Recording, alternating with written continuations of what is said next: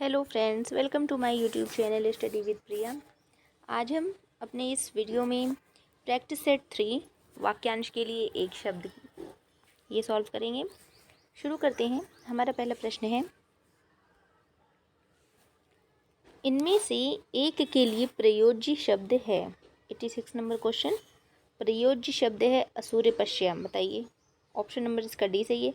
रानीवास के में कड़े पर्दे में रहने वाली स्त्री के लिए यह शब्द प्रयुक्त होता है।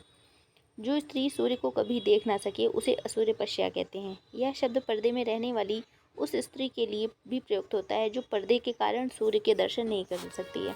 इसलिए आंसर हमारा डी सही है। अगला हमारा प्रश्न है 87 नंबर। ये भी वही है। देखिए, जो स्त्री सूर्य भी ना देख सके असूर्य पश्या। देखिए, इसकी आवर्तनी देख लीजिए असूर्य पश्या की कैसी है, क्योंकि इसमें देखिए गलत वर्तनी भी दी हुई है, तो आपको सिलेक्ट करना पड़ेगा कौन सा है सही। अगला हमारा प्रश्न है 88 नंबर।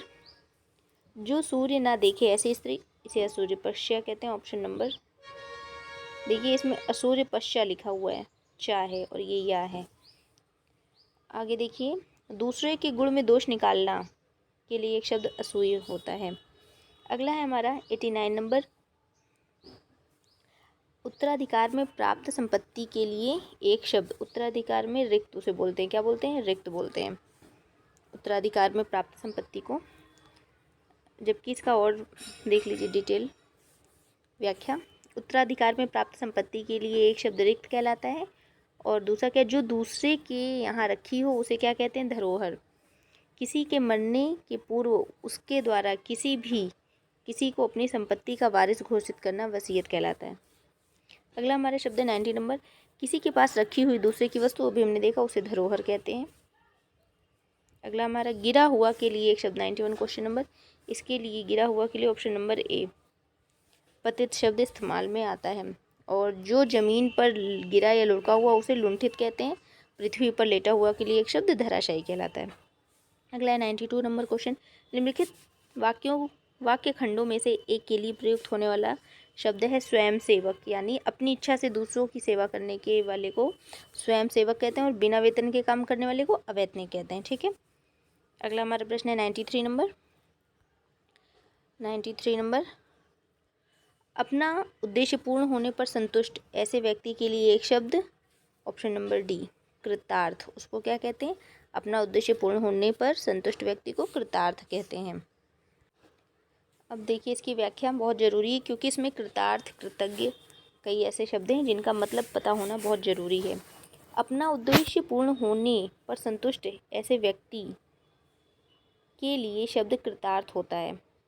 जबकि किए हुए उपकार को मानने वाला क्या होता है? उसे कृतज्ञ कहते हैं, और आभार मानने वाले को आभारी कहा जाता है। अगला है 94 नंबर क्वेश्चन। नियम विरुद्ध असामाजिक कार्य करने वालों की सूची के लिए एक शब्द। नियम के विरुद्ध जो काम करते हैं उनके लिए काली सूची जारी की जाती है। ऑप्शन नंबर डी सही है इसका, सॉरी बी सही है इसका।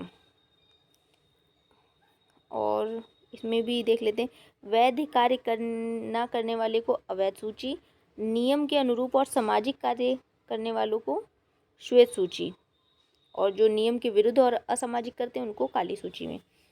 अगला हमारा है 95 नंबर। जिसकी आशा ना की गई हो वाक्य के लिए एक शब्द, उसे कहते हैं अप्रत्याशित। एक बहुत कितनी चांस आया है देखिए। अगला हमारा 96 नंबर क्वेश्चन। उपकृत शब्द के लिए सही वाक्यांश। ऑप्शन नंबर डी जिस पर उपकार किया गया हो उसे क्या कहते हैं? उपकृत। अगला है 97 नंबर। मरने की इच्छा वाक्यांश के लिए एक शब्द। इसके लिए क्या होता है? मरने की इच्छा के लिए ऑप्शन नंबर ए सही था। मुमूर्षा उसे कहते हैं, क्या कहते हैं? मुमूर्षा, मुमुक्ष, बहुत सारे ऐसे शब्द हैं जो कंफ्यूज करते हैं। इसमें व्याख्या देखिए, मरने की इच्छा के लिए मुमूर्षा होता है, और मोक्ष की इच्छा मुमुक्षा। छा देखिए, मोक्ष में छा है, इसमें भी छा है, मुमुक्षा। मोक्ष की इच्छा करने वाले को मुमुक्षा, और मरने की इच्छा करने वाले मुमूर्षा। इसी तरीके से जो मरना चाहता है उसे मुमूर्ष कहते हैं, और जो मोक्ष चाहता है उसे मुमुक्षु कहते हैं। ठीक, इसे याद कर लीजिए, बहुत ज़्यादा ही इम्पोर्टेंट है इसमें जितने शब्द हैं। अगला है 98 नंबर। जिसे दूर करना कठिन हो, वाक्य के लिए एक शब्द। ऑप्शन नंबर सी सही है इसका, दुर्निवार। जिसे दूर करना कठिन हो, दुर्निवार। आगे की ओर देखते हैं इसका व्याख्या। जिसे दूर करना कठिन हो, वाक्यांश के लिए एक शब्द दुर्निवार। और जिसे नियंत्रित करना कठिन हो, वाक्यांश के लिए एक शब्द दुर्ग्रह। जिसे वश में करना दुष्कर हो, उसे दुर्दम्य। और जिसे भरना कठिन हो, दुष्पूर। याद रखिए, जिसे भर नहीं सकते पूरा, कठिन हो, दुष्पूर कहते हैं। अगला है 99 नंबर। जो रूढ़ियों में विश्वास करता हो, रूढ़िवादी। और जो रूढ़ियों में बंधा हो, रूढ़िबद्ध। और जो परंपराओं को मानने वाला हो, परंपरावादी। ठीक। अगला है 100 नंबर। जो पूजा करने योग्य हो, उसे क्या बोलते हैं, पूजनीय। अगला है हमारा 101 नंबर। जो देश से प्रेम करता हो के लिए एक शब्द, उसे बोलते हैं देशभक्त। जो देश की रक्षा करता हो, देश रक्षक। देश की सेवा करता हो, देश, ये तो नहीं, देश की रक्षा करता हो, हाँ देश से, रुकिए इसको सही से बताती हूँ। जो देश से प्रेम करता हो, देशभक्त होता है। ऑप्शन नंबर इसका ए सही है। जो देश से प्रेम करता हो, देशभक्त हो गया। जो देश की रक्षा करने वाला, देश रक्षक। देश में रहने वाला, देशवासी। और देश की सेवा, देश सेवा कहलाता है। ठीक। अगला है 102 नंबर। 100 में से 100 के लिए एक शब्द, शत प्रतिशत। ऑप्शन नंबर सी सही है। शताब्दी तो वो होती है ना, क्या होता है, 100 वर्ष जिसमें होते हैं, 100 वर्षों के समूह को शताब्दी कहते हैं। शत का अर्थ 100 है। 103 नंबर क्वेश्चन। जो बात वर्णन से परे हो के लिए एक शब्द, 103, तो उसे बोलते हैं वर्णातीत। ऑप्शन नंबर डी इसका सही है।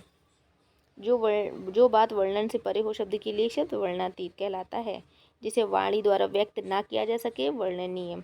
और जिसकी वाणी द्वारा व्यक्त ना किया जा सके, उसे अवर्णनीय। जिसका वर्णन किया गया उसे वर्णित कहते हैं।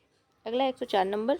आकाश को चूमने वाला, उसको क्या कहेंगे, आकाशचुंबी। गगन को चूमने वाला, गगनचुंबी।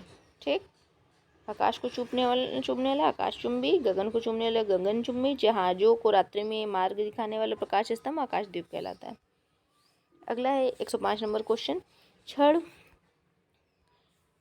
क्षण भर में नष्ट हो जाने वाले को क्या बोलते हैं, क्षणभंगुर। ऑप्शन नंबर सी सही है इसका।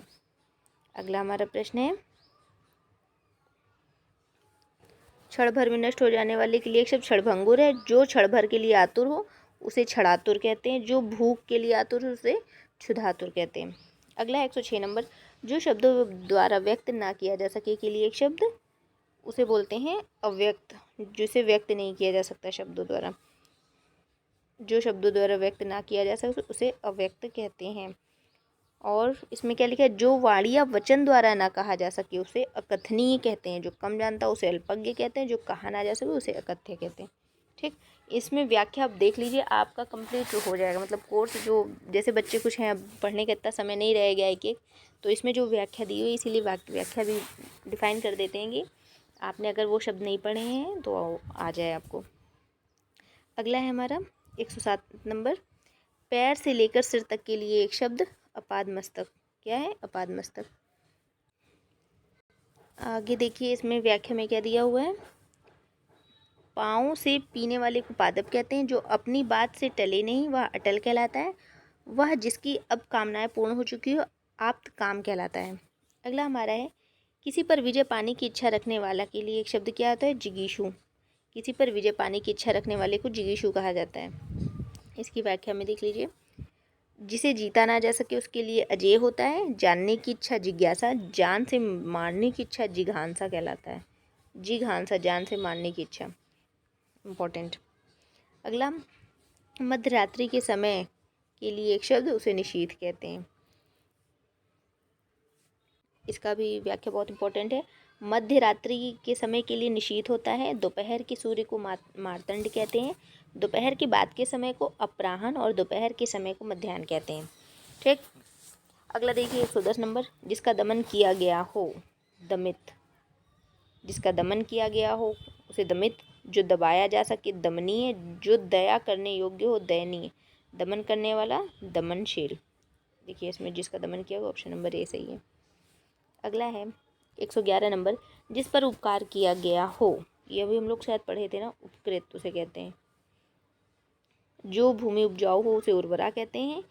किए हुए उपकार को मानने वाला कृतज्ञ, जो अपना उद्देश्य सिद्ध होने पर संतुष्ट हो उसे कृतार्थ कहा जाता है। अगला है 112 नंबर क्वेश्चन, तुरंत उत्पन्न होने वाली सूझबूझ के लिए एक शब्द, उसे कहते हैं प्रत्युत्पन्नमति। तुरंत उत्पन्न होने वाली सूझबूझ प्रत्युत्पन्नमति। स्मृति की सहायता से होने वाला ज्ञान प्रत्यभिज्ञान। लौट कर आया हुआ प्रत्यागत, लौट कर अपने स्थान पर आना प्रत्यावर्तन कहलाता है। अगला है 113 नंबर, जो तुरंत कोई युक्ति सोच ले उसे कहते हैं प्रत्युन्मति। ऑप्शन नंबर इसका सही है। और इसमें लिखा है जो सब कुछ जानता सर्वज्ञ, दूर तक देखने वाले को दूरदर्शी। ये तो आपको पता ही होगा।